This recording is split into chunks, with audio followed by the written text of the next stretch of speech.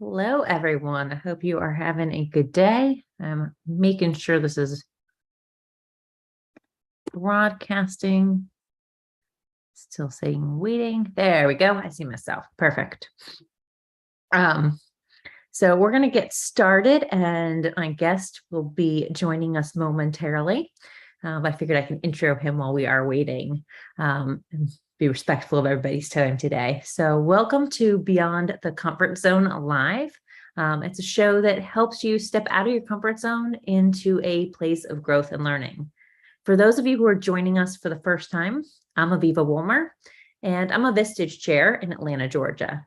I lead two groups of incredibly driven and ambitious CEOs who want to accelerate towards their goals faster, as well as a group of growth-minded key executives who are driven to transform the companies that they work for. Our peer groups are a mastermind of CEOs and key executives who come together regularly to share ideas and experiences and support one another, knowing that together they'll achieve more than they would on their own. And no matter how many years of experience a leader has, the reality is their knowledge is capped. They only know what they know from their own experiences. And they haven't been exposed to anything else yet. And peer environment is a great way to see the unknown and to be more productive and make better decisions. And here is our guest now. Let me let him in and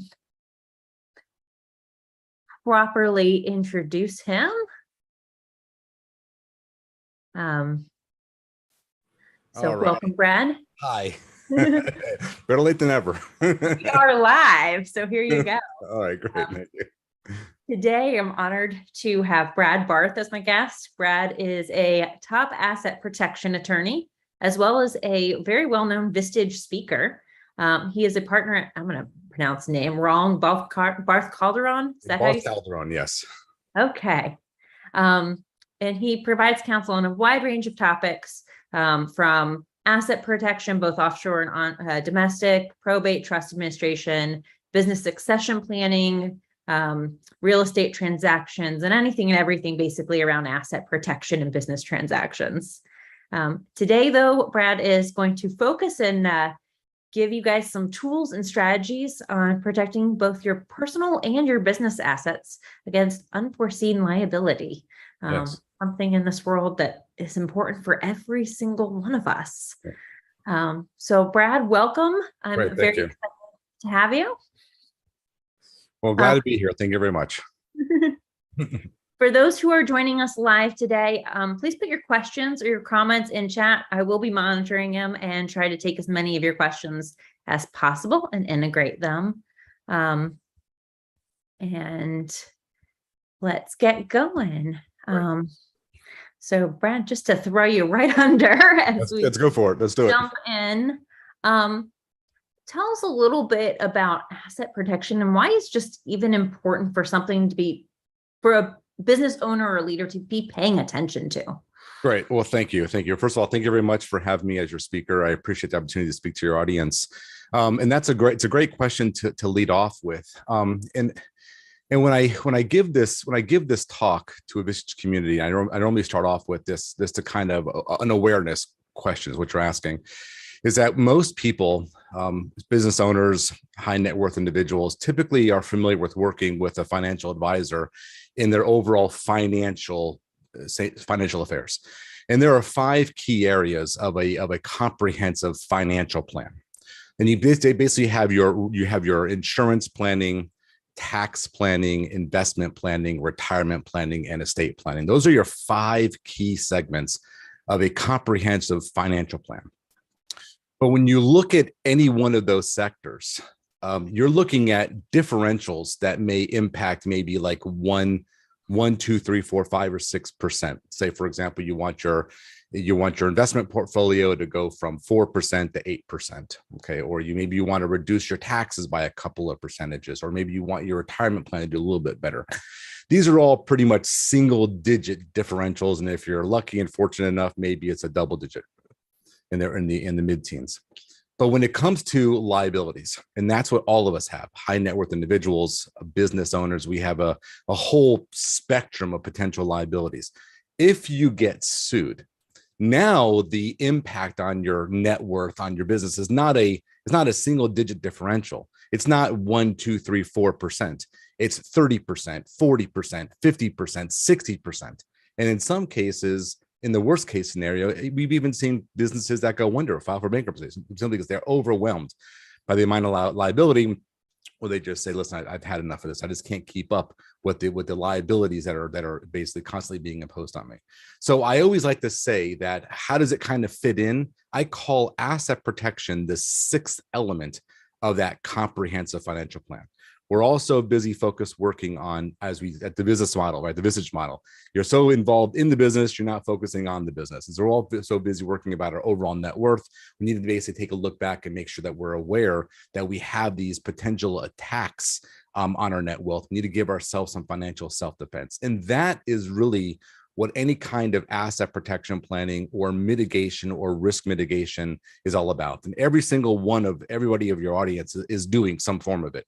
You have insurance policies, commercial liability policies, umbrella policies, homeowner policies, rental property policies, or you formed your businesses and corporations, LLCs, maybe a series or multiple corporations or multiple LLCs.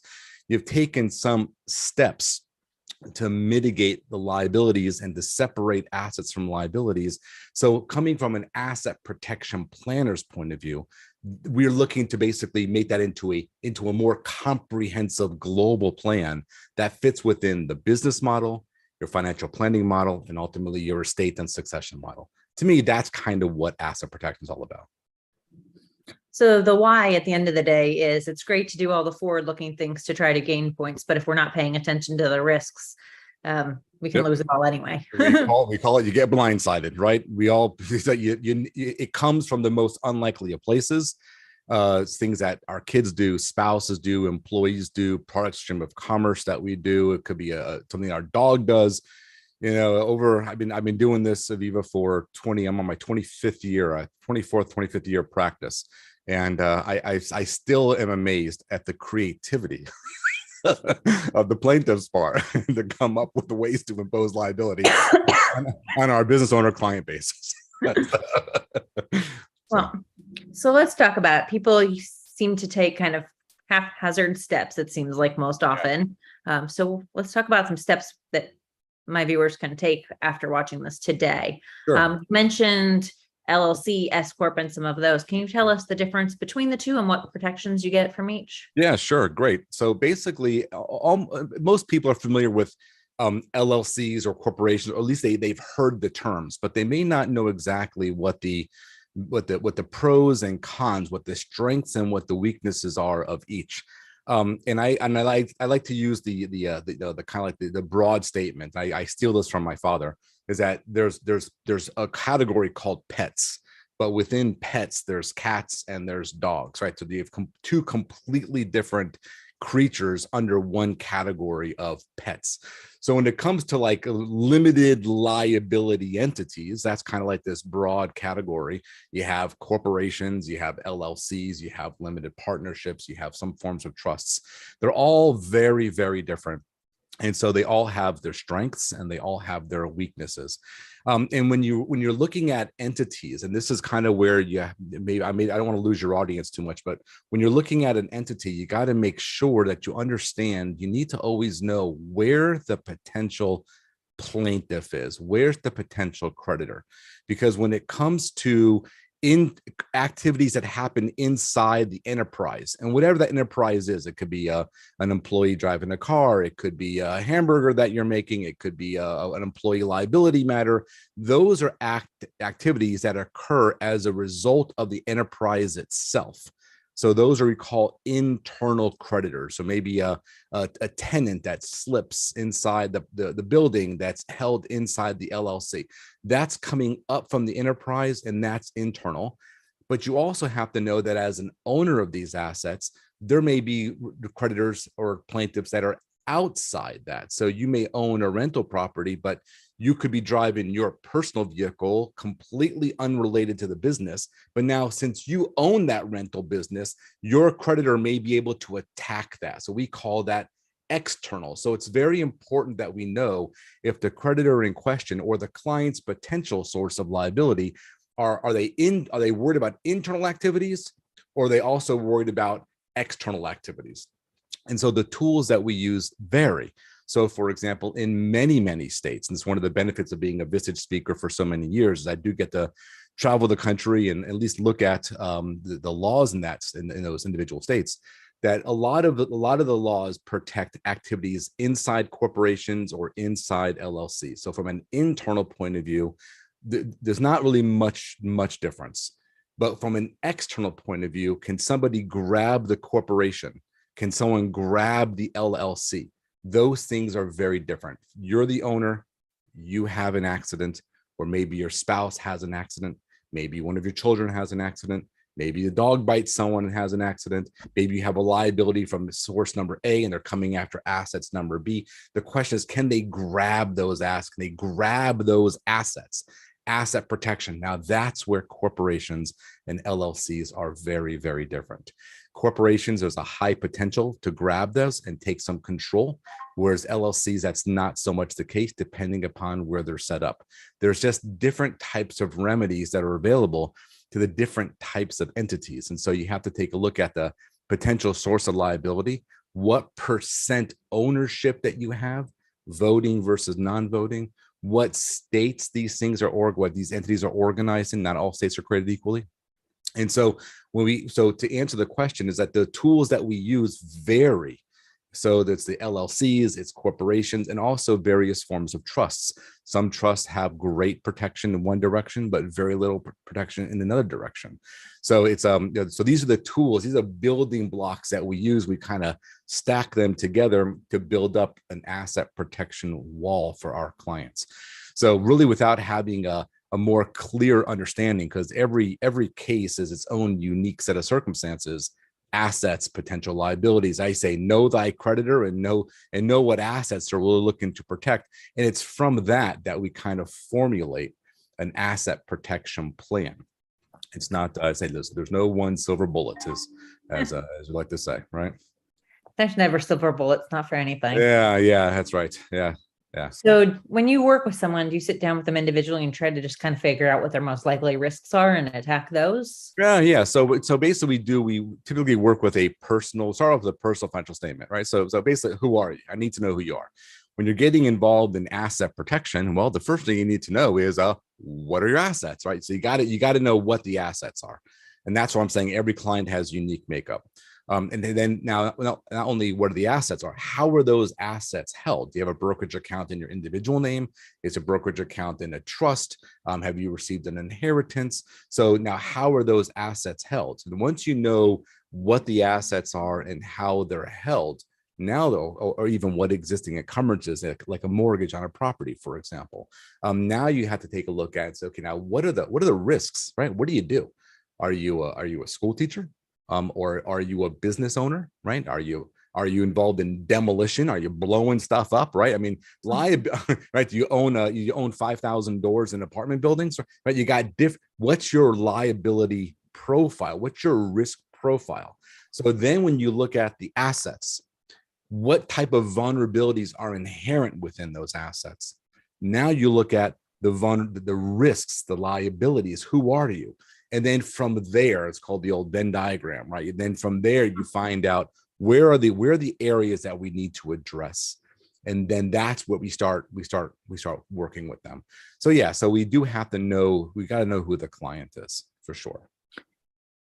Based on how liabilities can exist out there, are you better off as an owner keeping cash in the business or trying to move, the equity out of the business into personal hands for protection purposes? Yeah. So that's another great question. So you got to be a little careful with this one, because every business has a different liquidity requirement, right? The last thing you want to do is make a company insolvent by moving too much cash out. And I say insolvent, I don't mean that you simply have no money. I just mean that maybe you don't have enough assets on hand to meet your ordinary operation and operating expenses, right? Your O's and O's, operations and obligations. So for some clients, the amount of cash they need to keep on hand typically would be about 1/4, 3 months, 3 or 4 months. And that's just that they're also working with your CPA. Again, this is completely just overly simplified. But for a lot of clients, being able to maintain payroll, being able to maintain the liabilities, the rents, whatever, or if you have very good ARs, you're on a 30 or 60 collection, maybe your cash and it can be a little less because you have a constant influx of good ARs. So you want to keep a certain amount of cash, but we'll just use for purposes of answering your question. Let's just say 3 months of O's and O's. You got to have 3 months of O's and O's. And let's just put a number on that. Let's say that's $500,000, whatever, higher or lower. It doesn't mean you got to keep $5 million in the company, right? Because now you got too much money. Because remember we talked about earlier about the internal risks versus the external risks. Okay, well, where's that cash reserves? If you have $5 million inside the company, it's inside the box, and you have an internal creditor, an internal liability. Tenant sues you. Someone falls off of a scaffolding, a contractor business, whatever. Something falls off the stairs. Fire. Like I said, make up the facts. Now that liability is inside that box. And what else is inside that box? In my example, $4.5 million of cash that really didn't have to be there. That's beyond your O's and O's. So if you would have pulled that money out, Aviva, right? You say you pulled that $4.5 million out, especially if you're already paid tax on it, like you're an S corp, for example. You've already paid tax on the money. You pull the money out. Now the money is somewhere safe. You're in a different entity, you're in a different universe. Now you have that same liability. Now you have a very small risk factor because certain O's and O's are necessary to keep the business going as a going concern. But the money that you've pulled out now is someplace that's safe. And as a business owner, you can always lend money back into the company. You can always recapitalize. You always can secure that against with a UCC1 financing statement, against the inventory, against the accounts receivable, against the ARs, or against the building, right? You always can secure it back, and so therefore you have a perfected loan, but you don't have to just keep a lot of cash inside there. It's a sensitive question because you really got to work with your CFO or your CPA to find out what's that amount. Some clients just are comfortable. I want $1 million on the company. Okay. Then how about we take it out and we loan $1 million in? That way, at least it's secured, it's perfected. So if you do have a liability, you get paid back before the creditor gets paid back first. It's perfected, right? It's like, right. So just like if you were to go to Bank of America or Wells Fargo, any other business bank, and get a loan, they certainly would have secured their interest. You want to get that priority before an unsecured creditor. It's just smart business planning, right? So we don't like seeing too much cash, but be very careful. Again, don't make yourself insolvent. You got to find out what that magic number is, right? So if you can do the math and find the right amount, you can then put it back in a loan to the business. Even that's right. That's right. So there's no risk in pulling it out unless it's unless you're, like you said, operationally insolvent. But yeah. Or it could be a taxable event in some case. For some people, if you're a C corporation, for example, that withdrawal that could be a capital gain problem. That could be an income word. So just work with the CPA. So that's but we don't like seeing just too much cash in the company. I'm not saying no cash. We don't have to see too much cash. But again, some people like to be a little nervous Nelly, kind of like me. I'm a little do this long enough, you become a nervous Nelly. Right. And I want to put money in, but I want to make sure at least that money's protected. It's the bank of Brad. So I want to make sure that I take the same mechanisms, the same approach that a commercial bank would take to protect its loan. I'm lending it. I'm the banker. I want to protect my loan. So I do all the things to protect my loan because I do want some extra squish room in my accounting. Right. I imagine in her world, you definitely are paying attention to all of the possible risks and feeling very. Yeah. They say that I'm not Disneyland dad. How about that? So, we've been talking about S corp. We've mentioned LLC. We've mentioned C corp.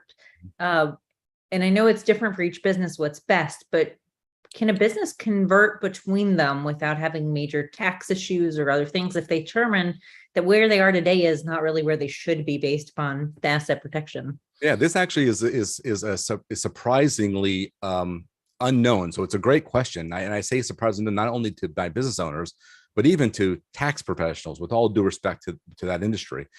There seems to be a thought process that once you've formed a particular, once you've created a company in a certain legal structure, like a corporation in your case, that you're kind of stuck with it forever and ever and ever. And that's just not the case. In some circumstances, it may be better or more advantageous to be an LLC, for example. And that's kind of a lot of what we do, or what we call these conversions. You convert from a corporation to an LLC. And what I mean by what some CPAs aren't familiar with, because they think somehow that in order for a company to convert or to do what's called the statutory merger, that somehow that's a capital gain transaction. There's a distribution of assets. It's a new entity, and that's not the case. So I like to use my jacket as an example. Like right now, I'm the individual, right, and I'm wearing a corporation jacket. So what we can do in these conversions, we can take off the corporate jacket and we put on our LLC jacket. Well, the individual, the soul that's here didn't change. I didn't like go away and then get re-put back together again. I took off one jacket and I put on another jacket, but it's the same assets, the same company, the same EIN. That's the benefit of doing conversion. So through the process, you may have started out as a corporation because, well, I don't know, that's what my buddy is. My buddy's a corporation, or that's what Google Internet Research told me to do, or my CPA. Okay, all that's fine. But there could come a point in time through the natural maturing of the company where you need to change your garment, right? Think of it as an adolescent kid. And now that person becomes an adult. Your company started out one way, and as you're growing, your pants are a little too tight and your shirt's a little too tight in the shoulder. So you got to take something off and put something else on that's more appropriate for where you're holding in whatever your organization or industry is. And so sometimes you do have these conversions, and the IRS allows for this, and every state allows for it. It's just, you just got to kind of follow the rules, and it does not result in a capital distribution of assets. It does not result in a new EIN, but it may result in a new name. ABC Inc. will become ABC LLC, or ABC Corporation becomes ABC Company. And for some clients of mine, that alone is a problem, because the loss of goodwill, because that's just how they're known in the industry. So sometimes we cannot simply do a conversion. We find some other ways of doing it. Or there could be some limitation in your particular industry that won't allow you to be an LLC. Like there's certain industries in California, you cannot be an LLC. Why? Because the California Business and Professions Code said so. Okay, so there are some limitations that way. If you're public or planning on going public, you need to be a C corporation. Forget LLC; it's not on the availability list, right? So you got to understand who you're working with. Again, going back to know the client. But to answer your question, there's nothing wrong with taking off a corporate garment and putting on an LLC garment. There may be a lot of advantages to doing so. So the good news is, if you find out you're in the wrong boat, you can convert. Yes. Might create some branding issues, but outside of that, Right. but let's say you can't convert for whatever reason, be it you're in California and you can't be an LLC, or you're about to go public. Then what other creative types of things can you look at to look at protections other than just converting? So what you're looking at from now, what we're talking about, just so you know, to kind of give you from where we're looking at, when we're talking about conversions, we're not so much focused again on the internal. Remember I said there's internal and then there's external grabs. We're looking at conversions, not because we're worried about internal issues. We're looking at it because we want to protect outside grabs, asset protection, not risk mitigation or limited liability. Corporations are just fine for that. So we're looking for asset protection. So if you can't convert, remember, what does the person have? The person owns a stock. That's their stock certificate, whether they're a majority, 100%, minority, whatever they are interested in. What you're asking about is, how do I protect the stock? If I can't convert my stock, the LLC membership interest, how do I protect the stock? Well, there are other creative ways where you can put a force field around the stock. So yes, Aviva, you're still the shareholder of Aviva Co., but rather than you being the individual owner of Aviva Co., we now have some other box that's in, some other force field that we put around that. So there is an alternative, to doing the conversion. Again, it's just a matter of the nature of the business, how it's held, how many shareholders, et cetera, et cetera. So there is a plan B. If plan A doesn't work, we do have a plan B.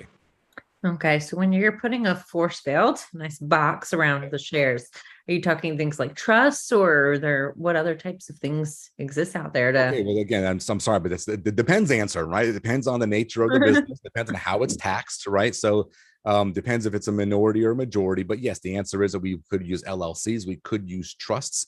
That's just a depends answer. And how does that fit overall to the client's overall business structure, right? So there's like I said, unfortunately there isn't a simple answer. I'll tell you that the majority of the time you at least start with an LLC. You at least put an LLC around it. Now, could it be in a trust? Absolutely, but that would have to depend on what's the next desired outcome. Why did we choose the trust as opposed to the LLC? So you got to kind of back into that one. Okay. So right now, so far, we're kind of talking in a very singular world, right? I'm the owner, and how do I protect my assets? Right. Life's not as simple as that. Most of the businesses I work with have one to many partners in the business. So when you have lots of partners and owners in a business, how do you protect them all from each other, even in addition to the outside world? Yeah, well, the first thing you want to make sure you have, of course, is your proper internal insurances. So whatever that is, that your directors and officers insurance, whatever types of insurances, of course, from each other. The second thing you want to have is probably clearly defined roles, and that could be the equivalent of employment agreements, employment contracts. So that's kind of understand who's doing what. I know that in Vistage, there's a lot of talk always about silos and direct reports, and that's kind of like knowing who's who and who's responsible for what. And then you also have buy-sell agreements or stock purchase agreements. That also helps to protect party A from party B internally, or party A from party B's spouse or kids, should there be something wrong crossing over to the succession area. So they would have rights of first refusal in there. They may have limitations. They may have buyout provisions, definitions of disability, definitions of moral turpitude offenses, all kinds of things that were kind of involuntary grabs by creditors, insolvency from bankruptcy. How do you protect A from B, business owner? And again, how do you protect A from B's spouse? On having spousal consents, on divorce issues, somebody passes away, who can inherit the business? So those are all done I call that estate planning for the business. And that's done pretty much at a buy-sell agreement level or stock purchase agreement level. But as I already mentioned, to protect A from B, there's a lot of stuff you can put inside those, a lot of triggers that you can put inside those agreements that can help protect A from B and vice versa. And then also getting back down to the shareholder, right? So I don't want your creditor to grab your shares, which starts interfering with my interest over here, right? Because now you have an adverse hostile owner.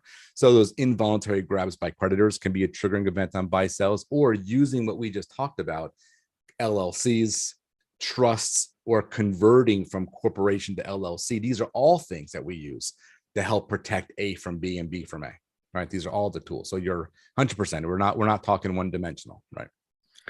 So it's also about structuring the buy-sell agreements then, so that they're set up for protecting the assets of everybody. Yeah. We get a double dip here, right? You get a twofer, right? Because you're used it primarily to have continuity of the business. Should there be a death or disability, that's kind of the main focus that most people have for I call it an involuntary exit, right? You didn't voluntarily exit, you involuntarily exit. And then you want to have an agreement around that. So we can use that and add in additional triggers and other provisions around those triggers to help protect that for the business owners. You bet. Now, you've mentioned succession a couple times, kids, other generations. I work with a lot of family businesses, so that's comes up a lot. How do you set things up in a way that it sets it up for succession and sets up and protects assets? Yeah. Okay. Again, great question. We're going back to some of your questions about how do you hold things. I said LLCs. I also said various forms of trusts, right? Because trusts are primarily our main tool for distribution of or organized distribution of assets is done by trusts. Sometimes you wind up bifurcating. For those that are corporations, you know that you can do like voting and non-voting. If you're LLCs, you can do managing shares, so management units versus economic units, which is kind of the same thing. And you can start gifting these to family members, or typically family members, down the line via trusts, giving it to them, not so much individually, but you could, but giving it to them also in the gifting trust. Gifting trust is actually a very powerful and popular thing we've been doing last couple of years, because some of the ups and downs that you've seen in the Biden administration's attack on the estate tax limitations that we're currently enjoying. So we're actually using a lot of advanced estate planning to do a lot of that business succession planning. And so mom and dad, as the business owners, may be okay with the kids being an owner, but they don't want them having any control, right? So mom and dad want to stay control. So we actually may have to bifurcate the company. They just have the companies, like I said, you're kind of growing up, right? Now you went from adolescence to adult, and now you're kind of like in your midlife crisis here, right? So you're moving along, you're looking at your retirement. So now you're reorganizing the company. Maybe you took that common stock, and now you got to break it apart to voting or non-voting, or you're doing an LLC, management versus economics. And now you start gifting some of the non-controlling interest in various trusts for succession, or for gifting for estate tax minimization. But mom and dad are staying on as the sole controlling partner on that, right? So that's part of it. So, and then also gives great asset protection, because if you're giving it by way of things that are called slats or idiots or gifting or regular old gifting trusts, every one of those vehicles has some sort of asset protection. Great asset protection, depending on how we design it on the onset, right? So that's a big part. There's a lot of crossover between asset protection and succession and legacy planning. It sounds like as people are doing succession planning in their businesses and thinking about how it's going in the next generation, they really have to be having these same conversations. Yeah. And that's what it's helpful. And it's you gotta be working with someone that's aware of this. So you're not just so narrowly focused on one area. And this is true in any part of life. You're not so tunnel visioned in one area that you're missing opportunities on the other area. And it just happens that in this particular in this space, asset protection, because trusts are one of the main tools that we use, you have huge amounts of crossover, which gives great opportunity, so long as the client is in a position where they're ready to kind of let go of some of that ownership interests. So I know several of my members or viewers are going to go, okay, I really need to be looking at this, and I probably need to find somebody good to talk through this with, as far as finding an attorney or the right parties. What advice would you give them for finding the right people? Yeah, so there's a lot of people that do what I do, and every state has their professional. And as I mentioned earlier, having been speaking for Vistage for 15 years, and one of the things I do when I go into a particular state or area, I start looking up some of the local newsletters from some of the local asset protection attorneys, and make sure I'm seeing what's the hot topic, what are some of the laws that are relative there. So I know, as a matter of fact, that every state probably has someone like myself that does this type of work. So this isn't a Barth unique thing that we do, but there are areas of people that years of experience, professionalism, so what I would do is I would the old had your fingers do the walking, as I used to say with the yellow pages. Right. Know what that is? The yellow pages. Let your fingers do the walking. So nothing like picking up the phone and calling and interviewing people. And I get interviewed by potential clients all the time. I may be the first, the second, or the third person that a client speaks to, because just like anything else, you're engaging in a relationship with somebody, and you want to be comfortable working with them. If we all have the same types of tools, right? We all have the same tools. Now, if we know how to use our tools correctly, now the question is how well do you work with somebody? How do they work? What's their business model? What's their pricing structure? What's the time frame that's going to go along? Are they an individual? Are they part of a firm? So it's like, you have to look at the individual and the relationship that you're about to engage in. So I would just say that look people up.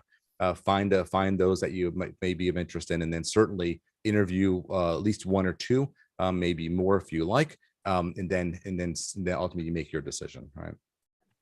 Is there a question or two that you would say should absolutely get asked if someone's being interviewed? Oh yeah, that's a great one. Unfortunately, unfortunately or fortunately, depending on how you look at it, it's both a burden and a blessing at the same time. Is that have you, as the planner, this is ever been like called on your structure? Like, have you ever had to like defend your structure? So, because we all familiar with Monday morning quarterbacking, right? Or you're sitting here musing about this and about that, but yet have you ever had to really go under deposition? Have you ever had to counsel your client through certain things? How, and how did that turn out? Was it a success? And how do you define what a success was? A success from my point of view may not necessarily be a success from the client's point of view, because they're still coming out of pocket with something, but they're coming out with a lot less. Right. So I would think that not only do you want to ask somebody, is this an area that you specialize in, but have you had to deal with your own planning, right? Because thankfully, like I said, it's both a burden and a blessing. The burden is that you have to deal with it, right? You got to be, I say, you got to get chewed up a little bit. You got to earn your spurs. But the blessing behind that is you also know where opposing counsel, what are the things that they're looking at? How do you address it? How far can you push before you start offending the court, in the court of equity and clean hands? So there's an art to what we do. And many times, even in my own office, there's a big difference between can you do something versus should you do something. And there's a huge gap between the knowledge base between can you do it? Sure. Now the question is, should you do it? Mm-hmm. Right. And that's huge, right? That's called a lot of gray hair. to learn those lessons and to be and I kind of, because not everything has to be a 0 to 100, maybe a 0 to 60 may be just fine, right? In some circumstances, but you got to know that. So I have a law background, believe it or not, but I don't practice. Lucky you. Lucky you. I say I'm a recovered attorney. An easier way to make a living, as we say. But so I know, at least, and I think many people probably know, that state law is very different. You can only practice and do things in certain states and not other states, right? Yep. And it's different from state to state. So I guess one of my questions is, do you have to have yourself set up in the states you're in, or can you set up in different states? Can you have, if one's more protective than yours? How does that work? Right. So you can certainly form companies or trusts in any state that you want. That's one of the beautiful things about being a country of 50 states, right? And we're a union that kind of pulls it all together under the full faith and credit clause. So I can just as easily form an entity in Nevada as easily as I can form one in Delaware, as I can form one in California. Forming a company itself is not the unauthorized practice of law. Now, going to court to defend that, sure. Estate planning and forming trusts in certain areas, yes, that may be the case also. But just because that you don't have to be a resident of Nevada to take advantage of Nevada law. You can form trusts in Nevada. You have to have maybe a Nevada-based trustee, or maybe you have to have an agent of service of process in those particular states to represent you there. But you yourself don't have to be a resident or a domiciliary of those particular jurisdictions in order to take advantage of those laws. You can choose which venue you want to govern your enterprise. But regardless, if wherever you are doing business, like my clients have a very large California base, doesn't mean that we have to form California companies. We can form a Nevada company authorized in California because business is in California. We can form a Delaware company authorized in California.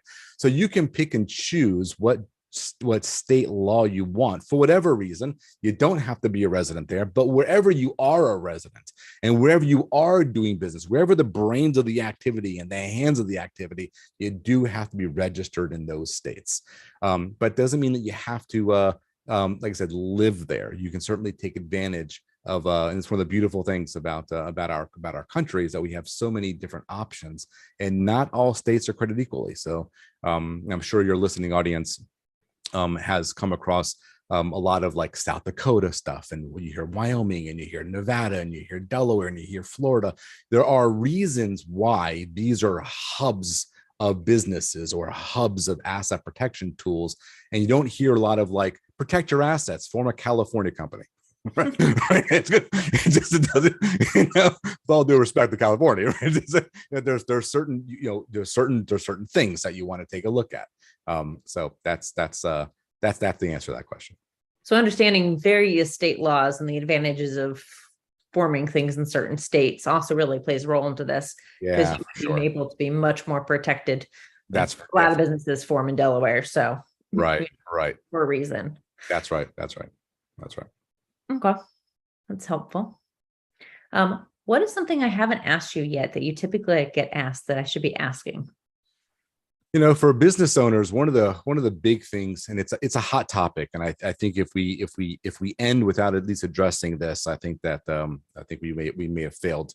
I think one of the big things that most people need to be aware of, again, because we're looking at both asset protection, business succession, estate taxes, and we think about asset protection, we're always worried about creditors' claims, and that's a lot of what we do worry about. But you also have to know that at the end of our days, we have the world's largest creditor who is just lying in wait to take our assets away that we worked so hard for, and also from our family. So in the forms of estate taxes at a federal level, and then if depending upon where you live state-wise, there could be state death tax on top of that. So if we don't discuss what are some of the very basic tools for state minimization, state tax minimization, I don't think we would have served your audience. So I think that just to be aware that there right now, this is not a political discussion, but just so you know that we are enjoying a very high estate tax exemption because we currently are under the Trump rules. Biden tried to get the laws changed. I think it was the end of last year and wasn't successful, which would have substantially changed what these rules are. But right now we're still under the Trump estate tax laws. And so we're enjoying a $12.08 million per person exemption.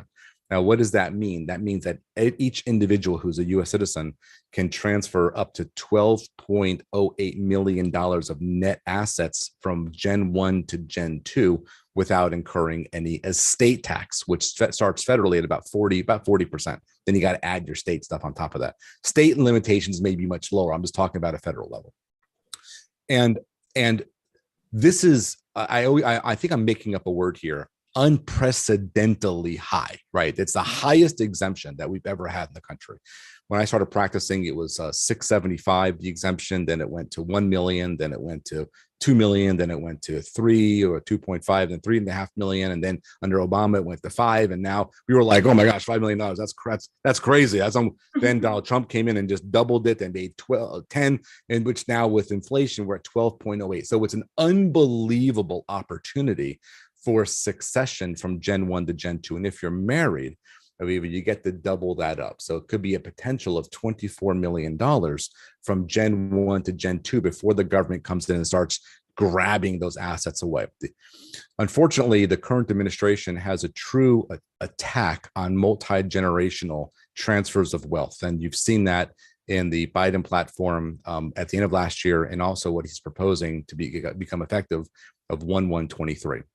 I don't think he has the political equity. This is just my crystal ball to be able to affect that as early as 1/1/23, but it's part of the platform to lower the exemptions and also lose other things that are very important, like step up in basis.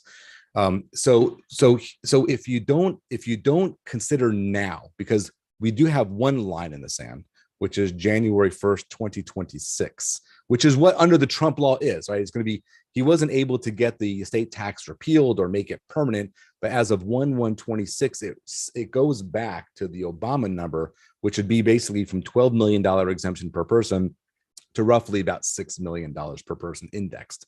So basically you're getting a 50% haircut.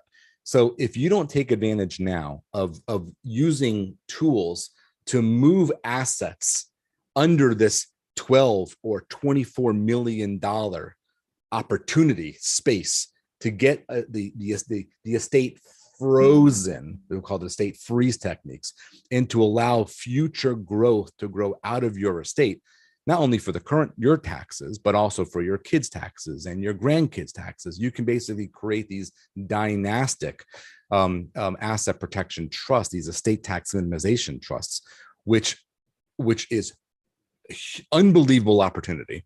And if you don't take advantage of it now, it's a major loss. And there's multiple ways of accomplishing it. But I think that's probably the one thing that we haven't talked on, that I think that most of my clients and business owners need to be aware of. Start seriously considering, especially where we're holding in the year, basically going at end of August 22, seriously consider between now and year end, start focusing on doing some estate tax minimization tools before that opportunity goes away. Right. Okay. So take advantage and start doing some of the succession planning for estate tax purposes. Estate tax purposes. Yes. Even if we're not talking about necessarily anything creative or fancy schmancy as far as I want to give this to my kids. No.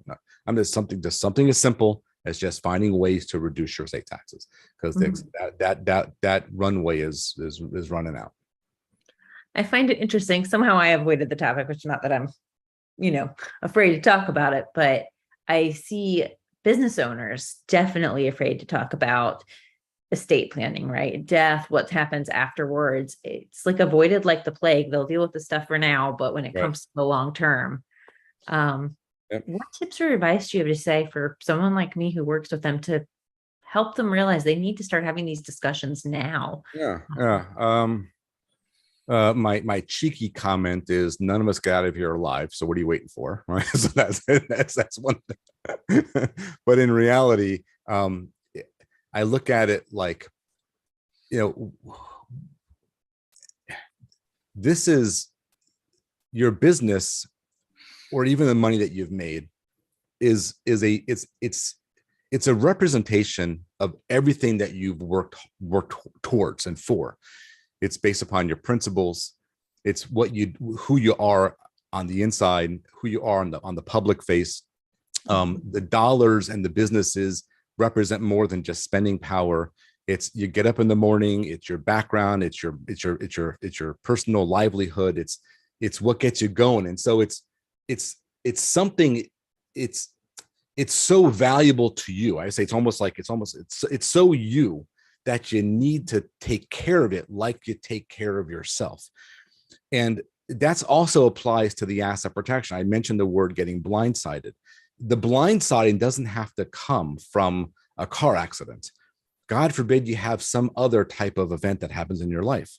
Who knows? I mean, no one knows when our number is going to be called. But if you don't know that, but you have all the tools to be a success for generations to come.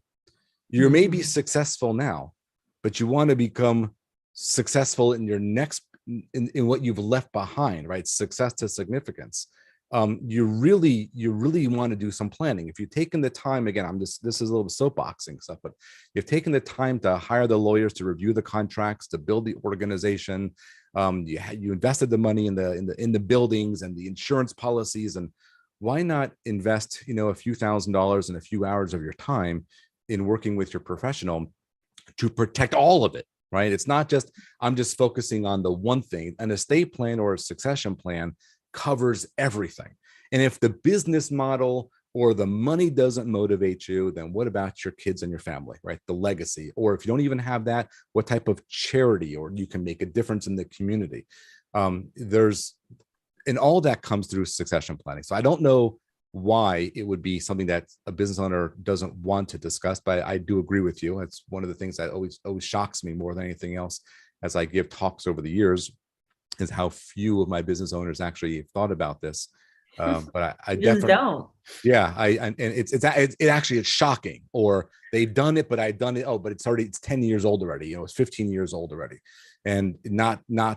Sometimes the old plan is actually worse than not having a plan, right? Because if you don't have a plan, at least it goes down to your heirs by representation. Whereas with your old plan, it could be all over the place. So you didn't adjust for kids and spouses or former spouses. It can be a real train wreck. But ultimately, if we spend so much time again in the business, and one of the beautiful things about Vistage is from the chair's point of view on the accountability also, especially when they get done hearing me on an estate planning talk, is that people always say, I need to get my estate plan done. Their eyes become wide open as to the opportunities that are available. And then the chairs hold them accountable to make sure that they get that done, right? So it's something that everyone needs to do. And I don't have a better answer for you than that. It's just that it's just that I know we're all busy, but you gotta find the time for it, because there does come a point where it's too late. Mm-hmm. Yeah. Hard to do very last minute on that one, especially if something happens. And business owners are complicated, right? It's just the nature of who we are. We have a lot of assets. We have succession issues. Leadership problems, key person people. We don't have our spouses may or may not know what to do. Our kids may want or may not want to be in business. Maybe we have some that are and some that aren't. It's complicated. You need to give it some respect, and you got to work it out, right? Otherwise it fails. It fails. Mm-hmm. The business will be gone. I mean, I'm sure everyone listening here can think of an example in their own mind of a friend or a colleague or a war story where the business, as a result of a transition, just went from hero to zero, right? It was a lack of planning. Okay, plan it out. That's a really good piece of advice. I think it really applies, because that's the thing that a lot of business owners, they don't take time for this because they are so focused on the day-to-day, right? And the numbers in the business, they forget that this is a big risk to the business. Right. Our time's almost up. So I want to ask you something that I ask everybody who comes on my show. Sure. As we sit here and we talk about life and death and all of that. My show is beyond the comfort zone. And so I'm curious, what is something that you would like to try in business or in life that's outside your comfort zone that you haven't yet? Oh my goodness. I should have given me this in advance. Give us time to think about it. Actually, the one thing that came to mind as you were saying that, and I will never do it, skydiving. Don't ask me why. My friend did it, and I said to him, why did you jump out of a perfectly fine airplane? Because it's a lot of fun, to be honest. I love Tom Cruise Mission Impossible movies, and every time Tom jumps out of an airplane, that looks so awesome. But I will never do that. And so there you go. There's the comfort zone. That's something that I would like to do, but I would never do it. I don't know if time you go to Florida to visit your kid, you can stop in Atlanta and I'll take you skydiving. Yeah. It's even that paragliding, anything where my feet are off the ground. Well, thank you, Brad. I really appreciate you joining me today. Right. It's been a great honor to have you on the show. Thank you to everyone who joined us live today. And until next time on Beyond the Comfort Zone, I encourage all of my viewers to try something new outside your comfort zone, because that's where growth occurs and life begins. Right. Have a great day, everyone. Thank you. Okay. Thanks. Be well.